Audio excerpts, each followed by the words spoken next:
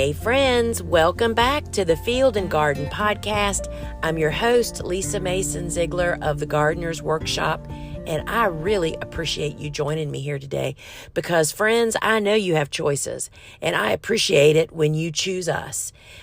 We really appreciate every single listener.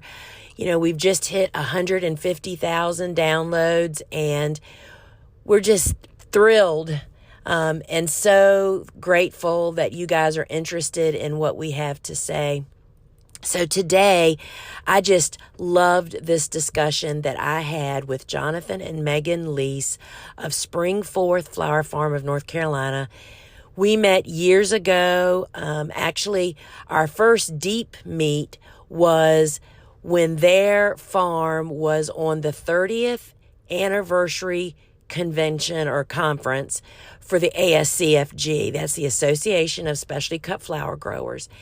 And I knew on that visit that was a really special farm and they have a special gift. And that's what we're going to talk about today. But I also want to just give a little plug for anybody that is getting into or is already into selling cut flowers, or actually if you're touching any of the food chain of cut flowers, meaning growing them, selling them, designing with them. There's definitely a benefit for you to join the ASCFG. That is an educational association who I am a big believer in. I was on the board for several years. I've been member for a really long time. And the benefits and the people that you get to connect with are just so very beneficial to your business. And that's kind of how I came to know Jonathan and Megan on a deeper level. So we pulled up to this farm on the big buses, the tour buses, because their farm was on one of the places that we were visiting on this conference. And I knew it was a special place. And then after going through their small farm, half an acre, their farm is several acres, but their production area is about a half an acre. And just listening to their story and what great systems that they had. And they're just great teachers, right? And so that's what led me to approach them about doing a course with us. And so their course, the Notill Microscale Flower Farm, is awesome. And y'all, it is so much more than just about having a small farm. They share about how they specialize and only sell flowers in spring. And they shut their flower farming portion of their farm down at the end of July. I think it's the end of June. And it is a very unique and a really amazing business model. Did y'all hear that? I'm sitting in my car and an acorn just fell off of this tree on the top of my car. You know, we do this where we can do it, right? Anyway, so today I sat down and had a chat with them to catch up because it's been a couple of years since I've heard what's going on. Their family has grown. They've added additional structures on their farm. And, you know, we've gone through this pandemic. We're still in it. And I loved sitting down and talking with them. So let's take a listen to Jonathan and Megan of Springforth Farm. Hey folks, I am so happy to be here today with team member Jessie, who is here to co-host with me, as well as our good friends Jonathan and Megan Leiss of Springforth Farm, which is located in Hurdle Mills, North Carolina. And we're going to have an awesome conversation with them, catching up on their farm. And Jessie, hi Jessie. Hi everyone. Hi Lisa. Hi Jonathan. Hi Megan. Hey. Hi, John. So glad you guys could all be here with us. And so Jonathan and Megan and I met several years ago. And actually, I kind of knew who they were. But when the ASCFG went to their farm for an actual farm tour on our actual 30th year anniversary? Yeah, it was the 30th anniversary. Big shebang. Yeah. In Raleigh. Yeah, it was a really big shebang. Anyway, their farm just blew me away. How organized and just it was small like my farm, and what they were doing on it, I was just so drawn to them. And anyway, that began our relationship, and it's just really been fun to work with them on a course and to become friends with them.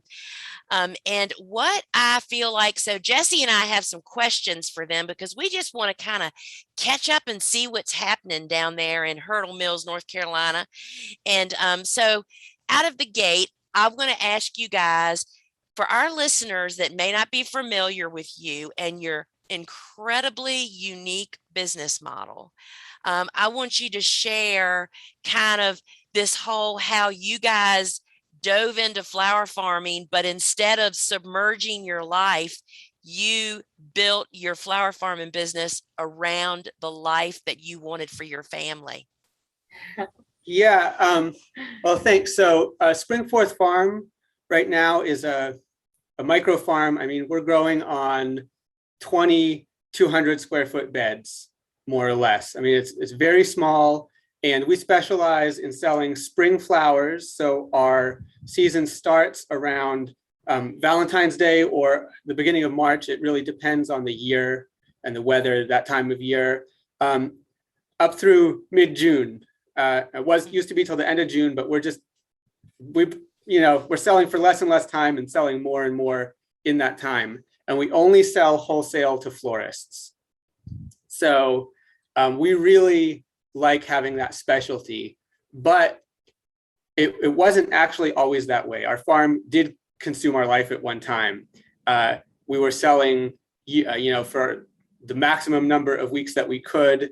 We were selling through several different sales outlets, and it just got to a point where it wasn't sustainable. And it wasn't meeting our goals. And we really think that when we're talking about sustainable farming, we're not just talking about environmental sustainability. We're talking about our sustainability. Like, it doesn't matter how good your farm is in making the world a better place. If you're burned out after 3 years or 4 years and you can't keep doing it, that's not sustainable. So we sat down. We have an annual retreat, which we really recommend as a practice for everybody, where we talk about all aspects of our lives. I mean, nothing's off the table. But we were talking about the farm, and we just said, we can't keep doing this. What do we want? And it was really fortuitous, actually, like maybe it was maybe the year after Cool Flowers had come out. And so we already knew that the most demand for flowers is in the spring. And we already knew we loved selling to florists. We don't really like doing weddings. We really like selling to other people who do weddings, but doing the weddings isn't for us. And so Cool Flowers, we already knew a couple hardy annuals like Matricaria and Bupleurum, but we didn't realize how many there were. And so that really opened our eyes to the possibilities of just growing more and more flowers to get them earlier and earlier in the spring. We added some tunnels and to get them even earlier and expand our crop selection into ranunculus and anemones. And that really let us sell to the florists where we have the most demand. We can sell the most expensive product. We can make the most money, and then we can be done, take hopefully a few weeks off, start planting again in the fall, and we're just about done planting now. So then it'll just be maintenance until February. What I was going to say is one of the reasons that growing for the maximum number of weeks and of the year and doing all those different sales outlets wasn't sustainable for us is that we both had off-farm jobs as well. I just wanted to make that clear. Like, we both knew we wanted to go into farming, but not have it be our only source of income. So when we were looking at business models and thinking about the way we wanted the direction of our farm to go, we always had in there, well, Jonathan is a first responder and he works shift work, and that's the bottom line stability of our household, and that's not going to change. That's just a constant line. And so we needed to make the farm sort of curve and build around that and build around our family needs related to that as well. So, other farmers would be like, well, why wouldn't you want to sell for the most amount of weeks if you're doing this full time? And we're not doing it full time. And that's an important key component to making the farm what we wanted it to be. because you were really, what was just so impressive to me is that you all had so much forethought on building your family, because you now have girls, which weren't a Yes, part please. of the scene in the beginning, right? And so many people also have children, but then they're so overwhelmed they have to backtrack to kind of figure out what to do to make all this work. And we lose so many farmers that way, right? They don't understand that. I think what we don't understand is that we have a choice, right? I mean, Yeah. you can Yeah, choose what to do. yeah, we really, really believe in having goals that you can hold yourself accountable to. And that's what we do on our retreat, is like reflect and set goals. And so we knew we had a goal of having off-farm income. We haven't even mentioned it yet, but almost the most important thing behind the farm is that we're homesteading, and that the farm has to support us homesteading. And that was conflicting with us trying to, summer. I know you have a big garden, Lisa. Like summer is when you've got the tomatoes and the green beans and the corn and Pickles so that it was sort of conflicting with that. And so we were trying to hold ourselves accountable to the goal of, we want the farm to be supplemental for our family. And that doesn't make us mean we don't hold ourselves to really high standards of being professional farmers. It just means in our family organization, we'd both worked on large farms, and we knew it would be too stressful for us to have the farm with its variability income from year to year and things. It would be too stressful for us to have our family depend on that. So we wanted to have some more stable off-farm income. And we wanted to have time for, we don't want to be working on the weekends or the evenings, except during the most busy part of the year, so that it works for our family. So, we're setting those goals, and then we have to say, well, how are we going to organize the farm to make that happen?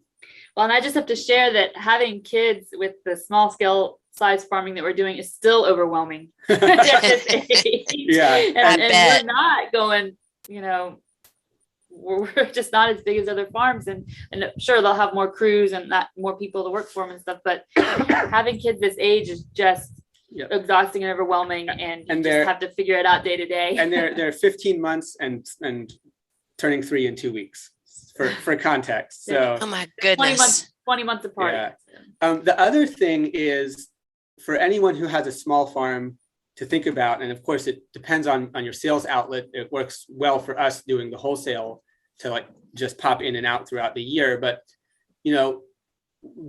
for us to be having flowers in the summer, we had to not plant the whole farm into the spring flowers. right? And we would much rather be and find it much easier to sell. And we're getting half ranunculus. the amount per bunch for summer flowers than we were for ranunculus and anemones. Yeah, we would much rather be planting ranunculus and anemones and snapdragons than zinnias, which in our area are just very hard to sell. I know some people find them easy to sell, but for us, there was very low demand from our florists. So like zinnias and celosia and were just not as profitable. And so we wanted to focus on the part of the year where the profits are. And that also allows us to have some family vacation, which was one of our goals. I mean, it really, we sort of fell into this at the right time for us, but we just really encourage everyone to think about what their goals are. It's great if your goal is to have a big flower farm that supports your family year round. But that doesn't have to be your goal for you to be a professional farmer.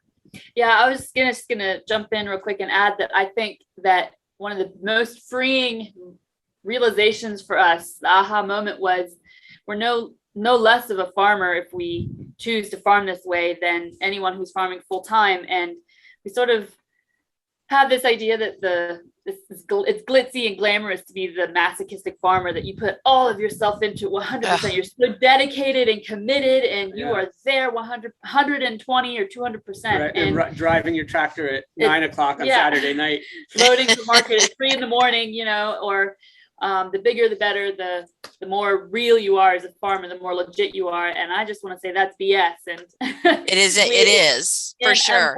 One of the comments we've gotten from a lot of our people who are taking our course is that they find it so freeing and that they can finally accept themselves as farmers, no matter how part-time they are or how small it is, or how, if it's 1 bed or 2 beds or 30 beds, that they're still farmers and it doesn't have to be this one size fits all. That is such a great point. And so I want to ask you, so how was your 2021 season? And tell us, is there anything new that you're hitting? And then I know Jesse has a couple questions to ask you also. 2021 was off the charts. It was just beyond our wildest expectations in every way, and several reasons attribute to that. One is we built 3 caterpillar tunnels in July of 2020. I was 8 months pregnant. I will never forget that. Those 3 caterpillar tunnels. So they had their first growing season for 2021, and the production out of there far surpassed our wildest expectations. We were selling almost every stem. We were completely not prepared for that in terms of the amount of labor we hired. Yeah. We hired someone 8 hours a week, and we needed someone like 20 hours a week to harvest and sell all those stems. And I just want to add to that that really helps with our business model, because we have that short window until June. So getting in a little bit ahead of the market, getting anything earlier in the season really helps our business in particular. Yeah. So that really contributed to us just having more product earlier for the florists. Yeah. Also, 2020, there were no weddings. All of them were rescheduled for 2021. They lost some of those due to people still not being comfortable, but most of them went through on top of the regularly scheduled 2021 weddings. People were getting married on Thursdays and Fridays and Tuesdays, like whatever day, Sundays they could take, they were taking. And we would post on our online shop, which we put up for the florists every Monday morning at 9 a.m. It goes live, and we would be sold out within like a couple hours, just about every week, until we hit early June, and when the sales started to dip as it got to be more towards summer. That's amazing. Beyond our wildest expectations. 2020 was that way too, and we were absolutely shocked. We were planning on figuring out how to take the loss for the year, like what kind of things we were going to cut out, because we weren't going to have a season that year. And because of the supply chain shortages and no flowers being shipped on passenger planes and just all kinds of different small components that are behind the scenes people don't see, we ended up selling tons of flowers every single week. Everything we had on the farm we sold in 2020, and that was our most profitable year yet. 2021 blew that out of the water.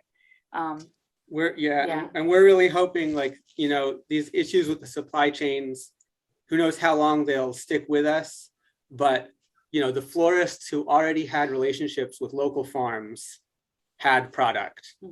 I think that's an opportunity for us as local farmers. If you're able to provide product consistently, that is something, a real value that you bring to the florists, because since the pandemic started, they have not known week to week what they're going to have. But they do know from us. Yeah, they know that they're going to get it. If we say they can get it, they're going to get it. That's such a great point. That Ellen Frost, so often talking to her, she's the design studio in Baltimore, for anybody that's not familiar, of Local Color Flowers, who only sources local and is a year-round design studio. She said, I haven't missed a beat. She has flowers every single week. Her big problem now is all the new florists tapping in on the local growers are what affect her now. You know what I mean? It's but her growers are so dedicated to her. Yeah. So that is really, really a great point. And I think, Jonathan, that you're right. I think it's going to take years for the supply chain to recover, on top of all the other problems that they're having. And, 2022 is said to be the biggest wedding year yet. And, it's going to be the biggest gardening year also. I mean, with us set to have more issues, I'm just grateful that we all get to garden and farm and it's a great opportunity, and it's doing something that, yes, it is very hard work, but it's very rewarding work.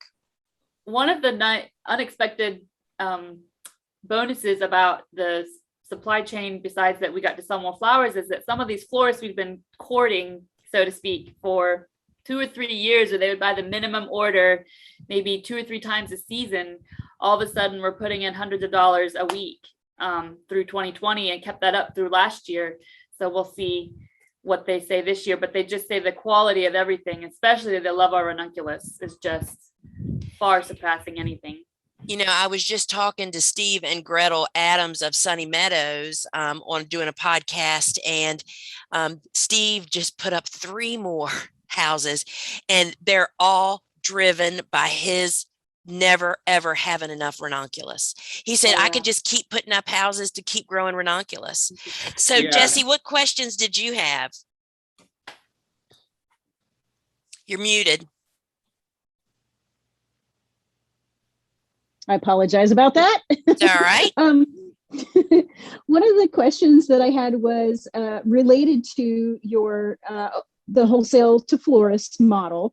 And I was wondering if the no-till aspect of your farm is part of your marketing plan to florists. Do your florists know your story and what you're trying to accomplish there?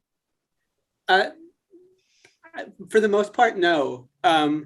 You know, and I think that's a variety of things. I mean, our best entree to the florist is just the product. And, you know, I mean, we've had florists that bought, I don't know, I think he bought some snapdragons, and I'm sure you've had experiences like this, Lisa, and anyone else who sells to florists. Jesse, I don't know if you sell to florists or not, but like, he bought snapdragons because it was during the pandemic. It was the only flower left on our shop. I mean, it was not his first choice. And he got them and he was just so blown away. He said, I mean, I never buy snapdragons from the wholesaler because they're always, you know, I don't like them. These are completely different. And, you know, I've been buying tons of snapdragons ever since, you know, because like it's a different flower than they used to get. And so that is really, I think, what they're caring the most about. And the customer service. I mean, I think anyone who's farming, like, customer service is more than half of what we're doing. But as to how we're growing, you know, I think that most of them don't know enough about growing flowers to even for it to really register. It's like, it's a completely different thing. Some of them are maybe more connected to farming and would be interested, but not really. I was going to say what they do connect more with is more of our family story, because a lot of them are small family shops. They have their kids working in their shops. They've taken it over from their parents. It's that kind of a story.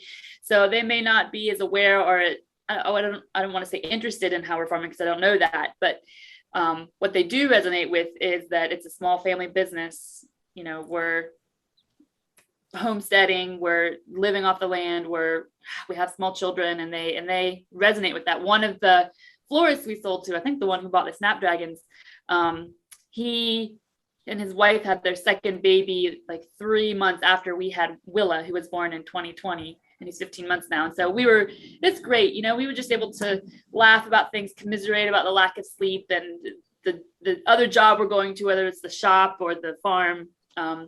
So I think that's really what they connect to is the family business side of it that we're bringing to the table. Fantastic.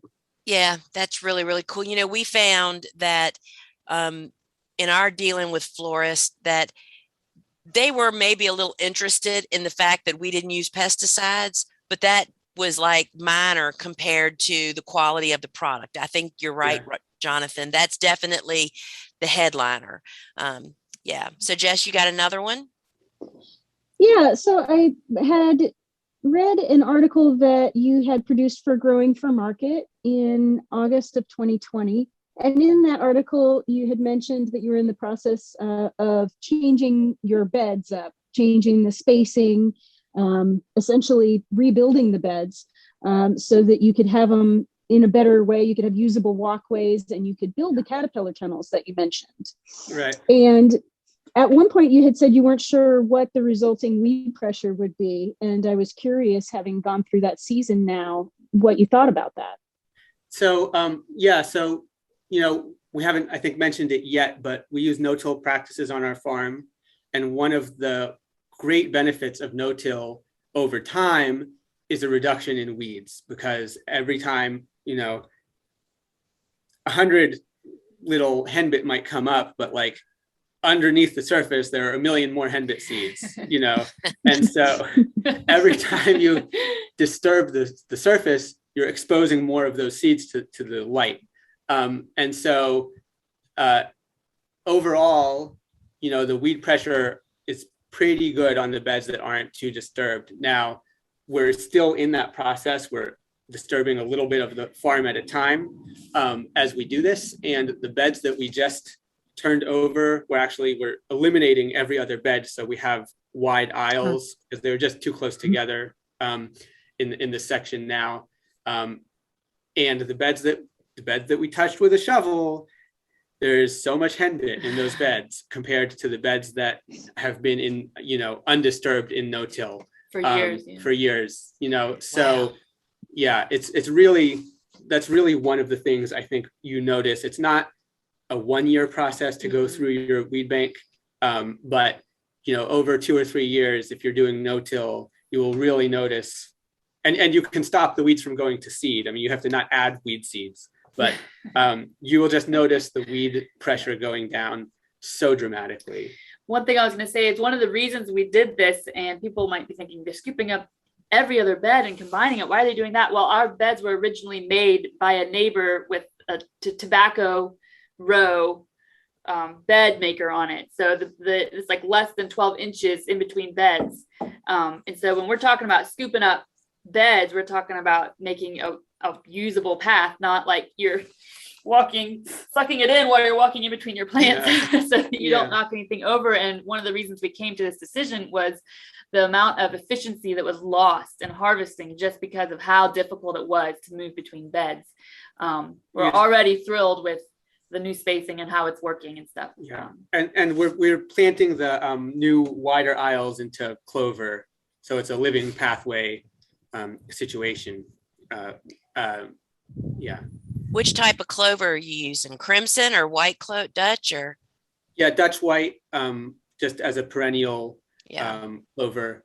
So we'll see. We've heard conflicting things, just that like, you know, that is great and we'll have clover pathways, or that whatever sort of mix of stuff that wants to grow in your area will just grow and you won't be able to keep it clover. And as long as we keep it mowed, we'll see how it goes. One thing we really like about this and is we're no longer using silage tarps on the farm. And silage tarps for occultation, that's a common practice on no-till farms, which basically means covering the beds with something that obstructs the light, you know, so it's a dark environment. That's a great practice, really effective for a lot of different things, but the farm is right outside our window, and we didn't like looking at all the tarps with sandbags on them. So totally get it. So now it makes the farm so much more attractive. And also we were using the tarps a lot for sort of holding a bed over the winter, or holding a bed over the summer. And we're just trying to get in there more with cover crops. In fact, one of the things we're doing, especially in the tunnels, we don't have a way to irrigate cover crops effectively. Drip tape, you cannot use drip tape to irrigate, for example, like rye. You'll never get the drip tape out, it'll just eat it. And you don't have good germination of the cover crop anyways, or consistent watering. So we're trying to use the tools we have, which are soil blockers, landscape fabric, which we use on most of our beds, to expand our cover, and drip tape to expand our cover cropping in the tunnels. So what we're doing now is looking at flowers or other plants, warm season annuals, tender annuals, like sunflowers, zinnias, these flowers we love, marigolds, that we're not selling them, but we're transplanting them in a low density into landscape fabric as cover crops to support the pollinators and beneficial insects through the summer, so they'll stick around our farm. Both above ground and below ground. One of the things about no-till that we feel is really important is to have living roots in the soil as much as possible. And when we were using the silage tarps as a holding pattern, we were just kind of eliminating a lot of food for all that microorganism and biology below soil, below the surface level. So it was amazing when we went to cut out the zinnia stalks for planting in September, like cut them down in the middle of September, the roots were just stock full of earthworms. It was amazing and very cool to see. What we're doing is we're using loppers to cut them off, and we're leaving the roots in the bed. Okay. And so, that's also eliminating tarping, keeping roots in the soil, feeding the beneficial insects, feeding the microorganisms that are in the soil. And so that's still experimental for us. We're still figuring out which crops that works with, what densities that work with. So we were planting one row of plants every 2 feet down the bed. So it's very low density. With the 2 little kids, that's the amount of labor we thought we could handle. I think you're so smart, Jonathan. And it's so fun. It's so interesting to watch you guys evolve. And it's like, if there's somebody out there listening that is a fairly new farmer, you're not going to just zoom to where they are. This came from how many years of tarping, of figuring out where you can cover crop, how to cut. I mean, every time we talk, you share another overcoming a challenge that you guys faced, and that's what it's all about, right? I mean, it's new fires every week, it seems like, right? One thing I was going to say is I wanted to share what we're doing in place of a tarp now for the beds that we are having in cover, and more of a traditional cover crop. So like a rye and crimson clover over the winter, for example. Instead of using the silage tarps now, because our beds are so far apart and we have a living pathway, we are now using just landscape fabric straight on top of the bed. We could staple it in, which eliminates sandbags, which were just disintegrating into the sun anyways, and we're replacing them year to year. And then it's permeable. The landscape fabric is permeable, so it's allowing moisture to get in there, which is helping to decompose the organic matter that's on the surface. So that's what we're doing now. Instead of tarping the beds we have to take out of cover crop and terminate, we're putting landscape fabric down on top of.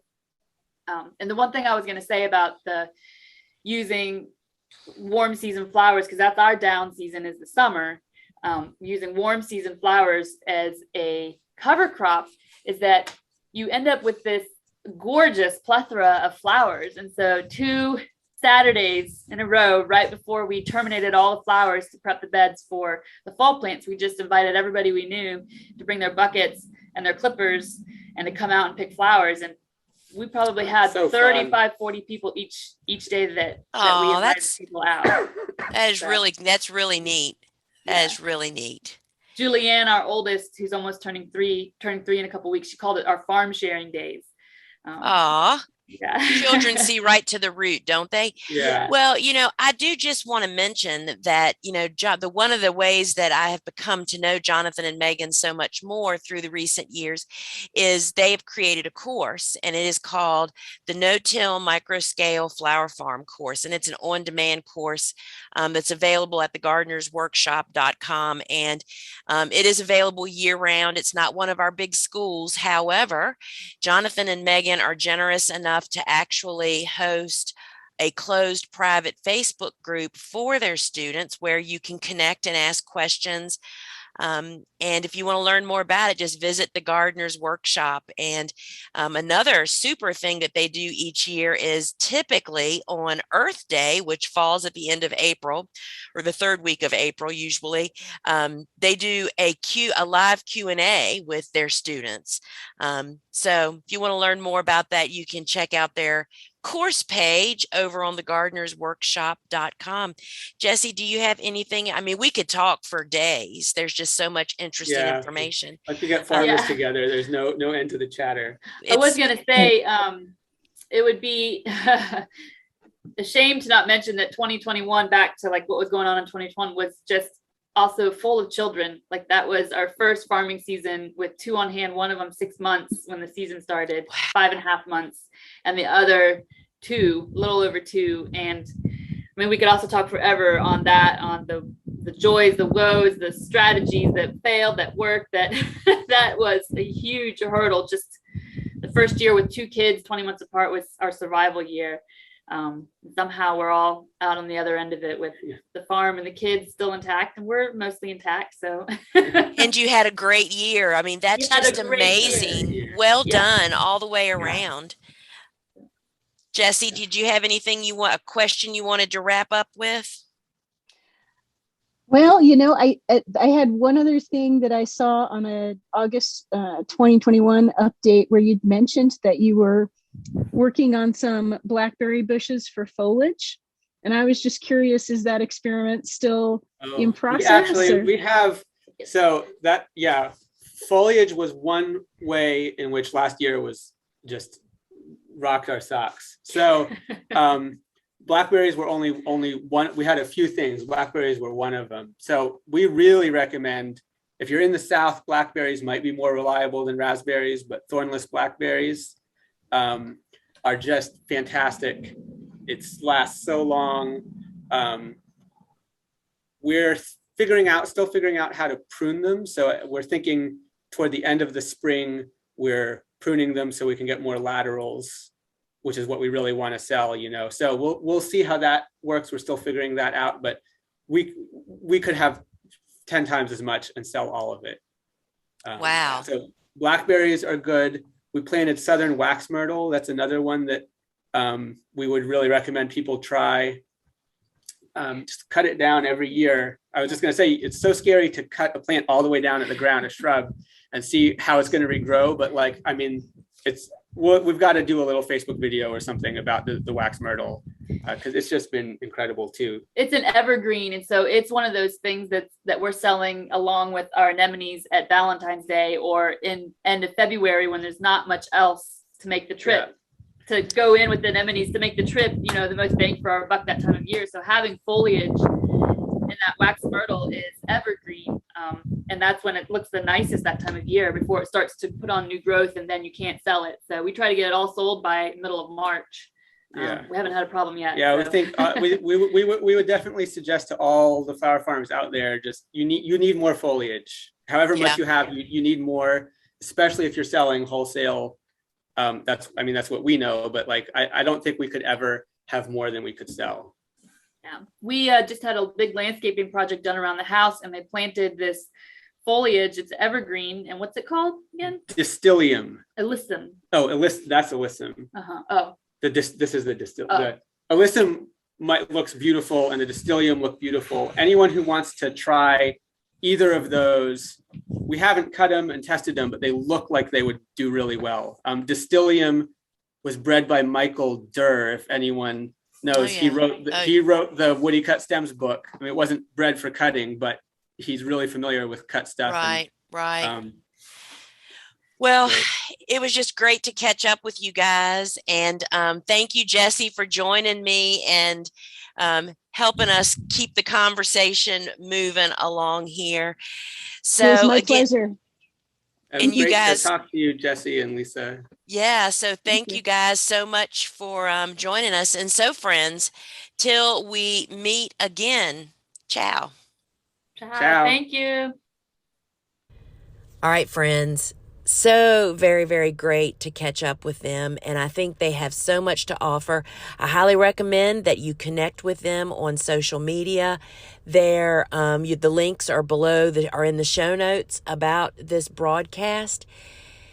And I also put a link to their course, which, I highly recommend. It's an on-demand course, and that means it is on sale year-round. You don't have to wait for the open enrollment like for our bigger courses. Their course you can check it out on thegardenersworkshop.com. And friends, I just think that their model of spring sales is really worth thinking about. It just all depends about, they're doing that because they have that off-farm support by Jonathan still being a firefighter. So I feel like that is the largest pool of flower farmers. There's not nearly as many people looking for this to be their only source of income. Most of us do this as an add-on business, right? As an add-on to our family income or to if you're like me heading into 60s, you've retired, maybe you've retired from what you're doing and you're looking for something to do and you want to do it profitably.